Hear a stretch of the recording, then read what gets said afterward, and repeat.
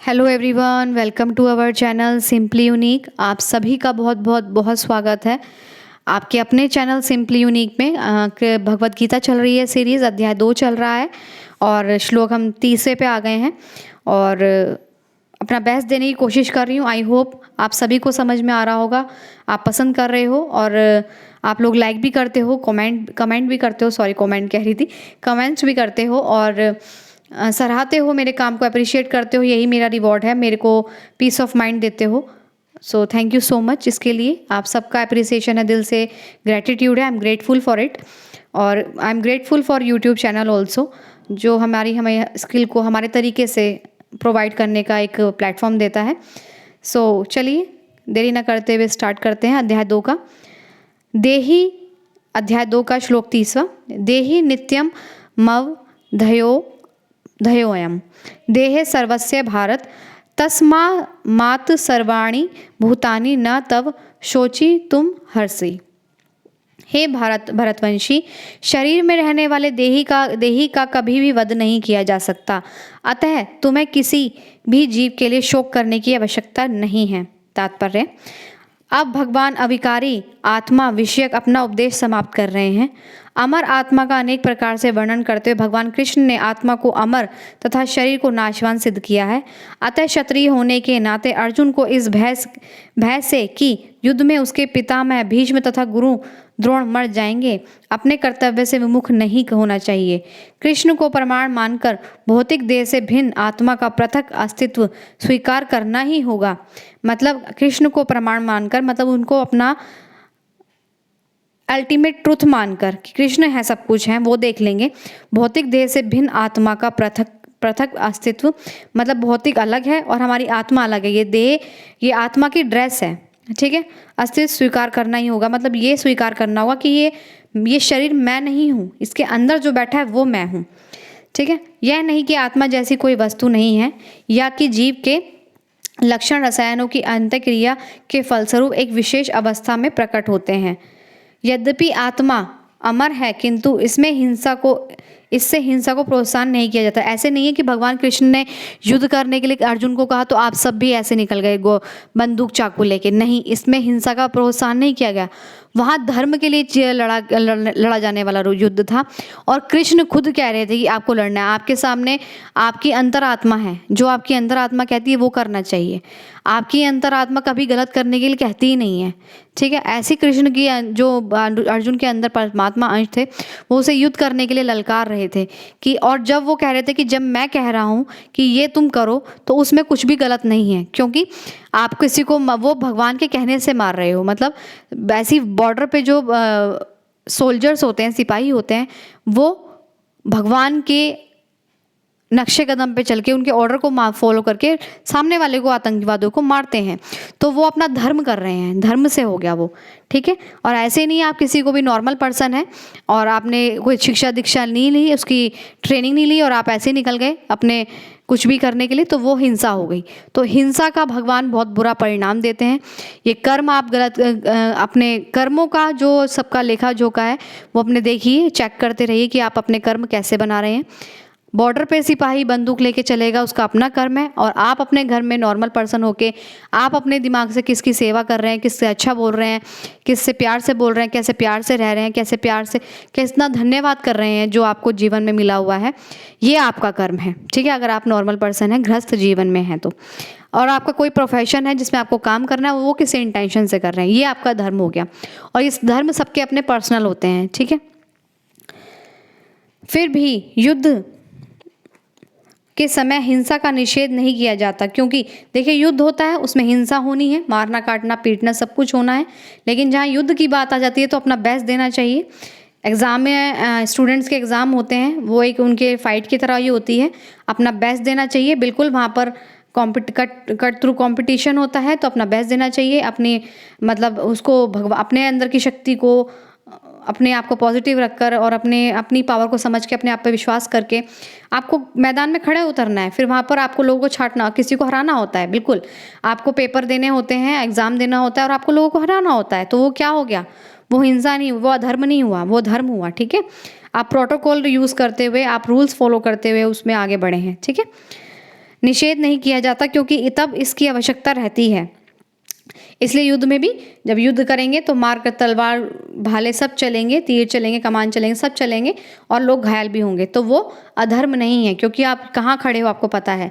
ऐसे आप exam hall में खड़े हो तो आपको पता है आपको लोगों को हराना है, यहाँ पर आपको अपने आप को जिताना है, तो आपको अपना बेस्ट देना होता है वहाँ पर। ऐसी आवश्यकता को भगवान की आज्ञा के आधार पर उचित ठहराया जा सकता है, स्वेच्छा से नहीं। अपनी इच्छा से आप कुछ नहीं कर सकते हैं, ठीक है। आप अपनी मर्जी से कहीं भी घर में बैठ जाएं तो आप किसी को कंपटीशन एग्जाम में हरा सकते हैं? नहीं, वो आपको वहाँ जाना पड़ेगा, आपको ट्रेनिंग लेनी है, अपनी पढ़ाई पर करनी पड़ेगी, आपको अपना अपना जो भी आपका कोर्स है उसे फिनिश करना पड़ेगा, सिलेबस कंप्लीट करना पड़ेगा, तब आप जाके उस वहाँ पर होल में जाके लोगों को परास्त करने में समर्थ होंगे। क्षत्रिय होने के 31वां श्लोक है, स्वधर्ममपि चवेक्षन्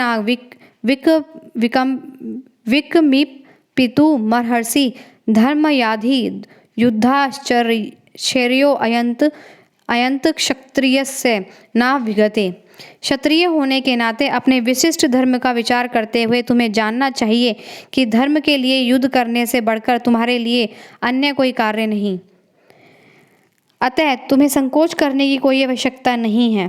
तात्पर्य, सामाजिक व्यवस्था के 4 वर्णों में द्वितीय वर्ण उत्तम शासन के लिए है और क्षत्रिय कहलाता है। शत का अर्थ है चोट खाया हुआ, जो क्षति से रक्षा करे वह क्षत्रिय कहलाता है। देखिए, बाहुबली मूवी आपने देखी होगी, जो क्षत्रिय से, जो दुश्मनों से आपकी रक्षा करे, यानी कि शत चोट से आपकी रक्षा करे, वो क्षत्रिय कहलाता है, वो क्षत्रिय का धर्म होता है। और जो सबकी प्राण बचाए वो राजा होता है, किसी एक के भी प्राण बचा ले तो वो राजा होता है, ठीक है। तो उसमें कहा है कि 4 प्रकार के वर्ण होते हैं, द्वितीय वर्ण, तीसरे पहले ब्राह्मण, दूसरा क्षत्रिय आता है। तो इसमें कहा है कि क्षत्रिय उत्तम शासन के लिए है। उत्तम मतलब आपके जो परिवार है, आपका जो समाज है, आपका जो देश है, उसमें शासन बना रहे, डिसिप्लिन बना रहे, और उसमें उसमें जो भी आपका जो काम है वो स्टेप मतलब एक सिस्टमैटिक तरीके से वो रहे, ठीक है। उसमें क्षत्रिय कहलाता है। क्षत्रिय को वन में आखेट करने का प्रशिक्षण दिया जाता है। क्षत्रिय जंगल में जाकर शेर को ललकारता है और उससे आमने सामने अपनी तलवार से लड़ता था। क्षत्रिय जंगल में जाकर शेर को ललकारता और उससे आमने सामने अपनी तलवार से लड़ता था। शेर की मृत्यु होने पर उसकी राजसी ढंग से अंत्येष्टि की जाती थी। देखिए, क्षत्रिय का टेस्ट कैसे होता था कि ये क्षत्रिय है प्रॉपर। उसे जंगल में जाना होता था, अपने आप को प्रूफ करना होता था शेर से लड़के, जंगली जानवरों से लड़के उसे क्षत्रिय का प्रूफ करना होता था कि मैं ही क्षत्रिय हूँ और मैं निडर हूँ और मैं क्षति से लोगों को बचा सकता हूँ। कैसे बचाना है वो उनकी ट्रेनिंग होती थी। फिर आज भी जयपुर रियासत में क्षत्रिय राजा इस प्रथा का पालन करते हैं। देखिए, आज भी लोग इस प्रथा का पालन करते हैं, ऐसा इसमें कहा जा रहा है। क्षत्रिय को विशेष रूप से ललकारने तथा मारने की शिक्षा दी जाती है, क्योंकि कभी कभी धार्मिक हिंसा अनिवार्य होती है। इसलिए क्षत्रियों को सीधे संन्यास आश्रम ग्रहण करने का विधान नहीं है। देखिए, उनका धर्म नहीं है कि क्षत्रिय यानी कि फौजी वो सब कुछ छोड़ के पहाड़ों पे संन्यास लेके और ध्यान करने बैठ जाएं। क्षत्रिय का कर्म है शासन बनाए रखना, लोगों की रक्षा करना और सेवा करना, ठीक है, क्षति से। राजनीति में अहिंसा कूटनीति चाल हो सकती है, किंतु यह कभी भी कारण या सिद्धांत नहीं रही। धार्मिक संहिता में उल्लेख मिलता है,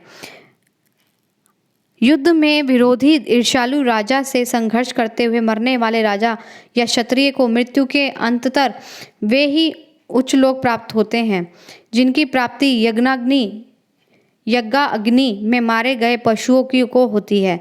बलि देते हैं यज्ञाग्नि में, जैसे जब हम युद्ध लड़ने जाते हैं तो बलि देते हैं पशुओं की, तो ऐसे ही उनके पशुओं का क्या होता है, उनको मोक्ष प्राप्त होता है, ठीक है, उस लोग को प्राप्त होते हैं। तो जिनकी प्राप्ति यज्ञाग्नि में मारे गए पशु की होती है, वैसे ही उनको मतलब जैसे अगर वो युद्ध में शहीद हो जाते हैं तो उनको क्या मिलता है, मोक्ष मिलता है। ऐसे हमारे सिपाही हैं वो शहीद कहलाते हैं।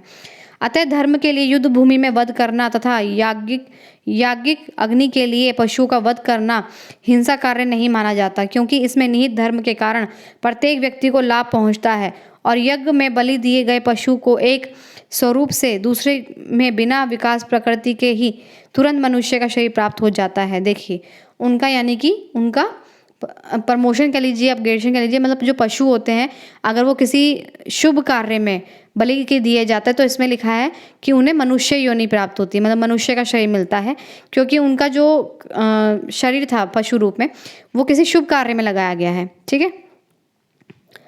इसी तरह युद्धभूमि में मारे गए क्षत्रिय यज्ञ संपन्न करने वाले ब्राह्मणों को प्राप्त होने वाले स्वर्ग लोक में जाते हैं। स्वधर्म 2 प्रकार का होता है। जब एक मनुष्य मुक्त नहीं हो जाता तब तक मुक्ति प्राप्त करने के लिए धर्म के अनुसार शरीर विशेष के कर्तव्य करने होते हैं। जब वह मुक्त हो जाता है तो उसका विशेष कर्तव्य ऐसा स्वधर्म आध्यात्मिक हो जाता है और देहात्म बुद्धि में नहीं रहता। जब तक देहात्म बुद्धि यानी कि इस शरीर को आप मैं मानेंगे, देहात्म बुद्धि मतलब इस शरीर को आपको खुद को मैं मानना, जब तक देहात्म बुद्धि है तब तक ब्राह्मणों तथा क्षत्रिय के लिए स्वधर्म पालन अनिवार्य है। जब तक आप ये सोचते हैं ना कि मैं शरीर हूँ, तब तक आप अपना धर्म निभाइए, अपने माइंड को अपने आप को बताइए कि मैं ये नहीं हूँ। जब तक आप इसमें सिद्धि ना कर लें, बिल्कुल आपको दृढ़ विश्वास ना हो जाए कि मैं ये शरीर नहीं हूँ, मैं वो जो इस शरीर को चला रहा है मैं वो हूँ, तब तक आपको धर्म करना पड़ेगा। जो काम है वो आपको करने पड़ेंगे धर्म के लिए। स्वधर्म का विधान भगवान द्वारा होता है, जिसका स्पष्टीकरण चतुर्थ अध्याय में किया जाएगा। शारीरिक स्तर पर स्वधर्म को वर्णाश्रम धर्म तथा आध्यात्मिक बोध का प्रथम सोपान कहते हैं। वर्णाश्रम धर्म अर्थात प्राप्त शरीर के विशिष्ट गुणों पर आधारित स्वधर्म की अवस्था से मानवीय सभ्यता का शुभारंभ होता है। वर्णाश्रम धर्म के अनुसार किसी कार्य क्षेत्र में स्वधर्म का निर्वाह करने से जीवन में उच्चतर पद को प्राप्त किया जा सकता है। ठीक है। इसमें कहा गया है कि वर्णाश्रम धर्म अर्थात प्राप्त शरीर में विशिष्ट गुणों पर आधारित स्वधर्म की अवस्था से मानवीय सभ्यता का शुभारंभ होता है।